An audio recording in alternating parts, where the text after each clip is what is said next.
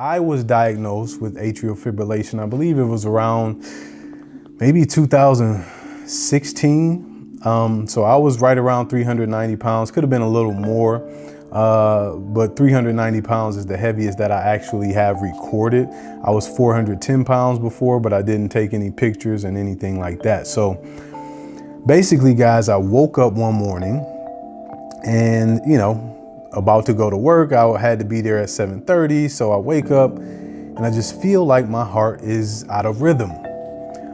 So I try to take a few deep breaths to try to kind of get my heart back in rhythm, or just try to get it back on track, because it just felt off. And that didn't work. So, I'm taking these deep breaths and I'm just trying to see if I can get it to catch, if that makes any sense.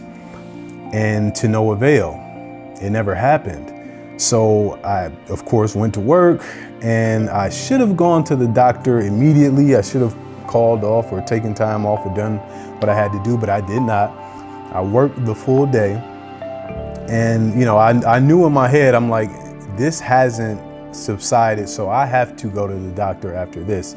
So I went to the emergency room directly after work. I got off around 3 or 4 o'clock, and went to the emergency room. I told them, what I was experiencing, some of the symptoms, and they kind of treated me as if it's probably nothing. I don't know.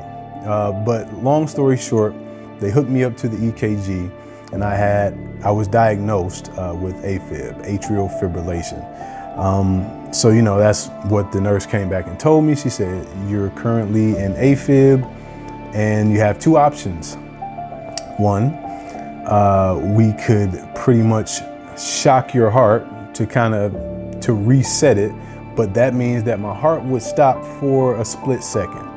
And that was scary, of course, because I go in for this, this irregular heartbeat, and now I learn that, okay, to fix it, we can stop your heart, and that should work. So there were no guarantees. The other option was to go home for the rest of the day, and hopefully my heart would reset itself. So lo and behold, I chose the latter. I chose option number 2.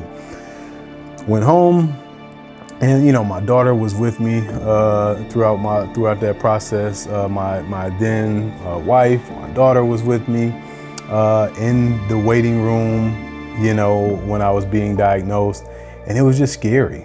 It was scary. It was like, my bad decisions had finally caught up with me. So again, guys, I go home, and lo and behold, I wake up the next day. They told me to take some baby aspirin, which I believe I did.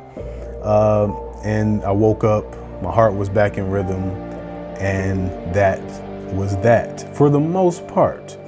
And, a lot of people talk about these experiences that they have. It could be a heart attack, a stroke, or, A-Fib, or, high blood pressure, high cholesterol, things of that nature. But that didn't change things for me. That did not change things for me. I went into a state of depression. I started to eat worse. And it was just, I felt stuck. I felt like, okay, I'm 390 pounds. I'm this big. I feel miserable and uncomfortable all of the time. So, I started to drink alcohol a little more. I started to eat worse. I ate more fried foods. I ate later. And it wasn't necessarily on purpose. It was just my natural reaction to what I was facing. So I went through that for about 3 more months. And then a lot of things transpired, a lot of life changes and whatnot. And, here I am today, down 120 pounds, guys, but that was quite the ordeal.